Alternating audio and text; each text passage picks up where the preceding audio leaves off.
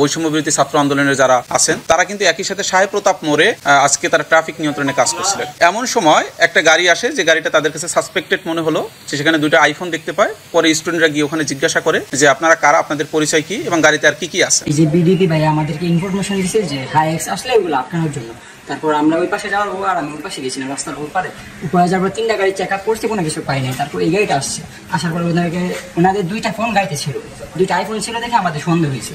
সন্দেহ হওয়ার পরে আমরা জিজ্ঞাসা করছি যে ভাই কিছু আছে, ওনারা বলছে না ভাই কিছু নাই। তারপর আমরা বলছি ভাই ব্যাগে কি, তারপর উনি একজন বলছে যে ব্যাগে কিছু নাই, আরেকজন বলছে ব্যাগে টাকা আছে। তারপর আমরা বলছি যে ব্যাগটা খুলেন, ব্যাগ খোলার পরে টাকা পাইছি, টাকা পাওয়ার পরে যে ব্যাগে আমরা জানাইছি। তখন আমাদের ভিডিপি সদস্য ছিল, তাদের জিজ্ঞাসাবাদে এক পর্যায়ে একজনে বলে যে এটার মধ্যে টাকা আছে তাদের ব্যাগে। তো টাকা থাকার পর তাদের সন্দেহ হলো কত টাকা কি, খুলে দেখালো, খুলে দেখা তারা বললো যে 89 লক্ষ টাকা। তো এটা একটা বিশাল একটা অ্যামাউন্ট, সাধারণত মানুষের কাছে এরকম একসাথে প্রায় 1 কোটি টাকার কাছাকাছি থাকার কথা না। তো এটা সাসপেক্ট হওয়ার পরে ওরা জিজ্ঞাসাবাদ করলো যে আপনার এই টাকাটা কোথা থেকে আসছে, কোথায় যাচ্ছে। তো আমাদের ভিডিপি যে দলনেতা আছেন তিনি জিজ্ঞাসা করলেন। তো তখন ঢাকা থেকে একজন লোককে ওরা ফোনে ধরাই দিল। সে বললো যে ভাই ঢাকা থেকে টাকাটা যাচ্ছে, এটা ব্রাহ্মণবাড়িয়াতে যাচ্ছে, টাকাটা সেরে দেন, এটা আমি দেখতেছি। তখন ওনার পরিচয় জানতে চাইলে এবং টাকা কোথা থেকে, তখন ওনারা সদুত্তর দিতে পারেনি। আর ড্রাইভার বলছে যে এটা ভাড়া করা গাড়ি, উনি এ বিষয়ে কিছুই জানে না। আর যে 2জন ছিল তারা এক সময় এক কথা বলে কোনো সঠিক উত্তর দিতে পারেনি। কখনো বলে এটা বিদেশ থেকে আসছে, কখনো হুন্ডির মাধ্যমে আসছে। তখন জিজ্ঞাসা করলে কত টাকা বললো, একজন এক কথা বলে, কেউ বলে 5 লাখ টাকা, আবার কেউ বলে আমাদের 4-5 ভাই মিলে আসছে। তো তাদের কথায় গরমিল হয়, আমাদের এটা সন্দেহ হয়। সন্দেহ হওয়ার পরে আমরা জেলা প্রশাসক এবং জেলা ম্যাজিস্ট্রেট স্যারকে বিষয়টা অবগত করি। স্যার অবগত করলে বলেন যে টাকাটা আপনারা জেলা প্রশাসকের কার্যালয় এখানে নিয়ে আসেন। আনার পর আমরা প্রাথমিকভাবে এটা জেলা প্রশাসকের যে ট্রেজারি আছে সেখানে তারা জমা রাখবেন। পরবর্তীতে তারা যদি লিগ্যাল ডকুমেন্ট দেখাতে পারে, সেটা পরবর্তীতে কোর্টের মাধ্যমে তারা সিদ্ধান্ত নেবে। বৈষম্য বিরোধী ছাত্র আন্দোলনের যারা এখন যেসব ছাত্ররা আমাদের ট্রাফিক নিয়ন্ত্রণে কাজ করছে, তারা প্লাস আমাদের ভিডিপি সদস্যরা এই টাকাটা গণনা করে এটা ট্রেজারিতে জমা দেবে। আজকে টাকা সহ আমরা আরো 3 জনকে পেয়েছি এবং আমরা বড় একটা অ্যামাউন্ট টাকা গণনার কাজ চলছে।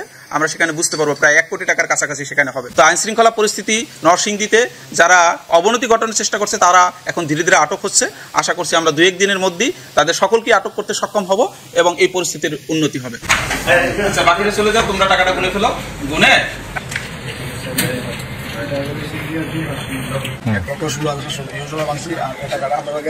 সে দিয়ে দিছে 89 লাখ দিয়েছে, আর বাকি টাকাটা কোনো পার্টির মাধ্যমে হয়তো সে আগে নিয়ে গেছে। হ্যাঁ, আমরা বলছি তো, আমরা বলছি যে তোমরা দাও, এনে গেলে টাকা দিয়ে দিব। আর স্যার এটা হলো একটা গ্রুপিং, মানে যারা ওনারা আছে 3 ভাই, বাইরে 3 ভাই, আমরা 2 ভাই বাইরে। হ্যাঁ, আমার ফুফাতো ভাই আরেকজন আছে স্যার, যে আমাদের বাসন্তী এলাকার আরেকজন। হ্যাঁ, আরেকজন আছে স্যার যে নবীনগরের।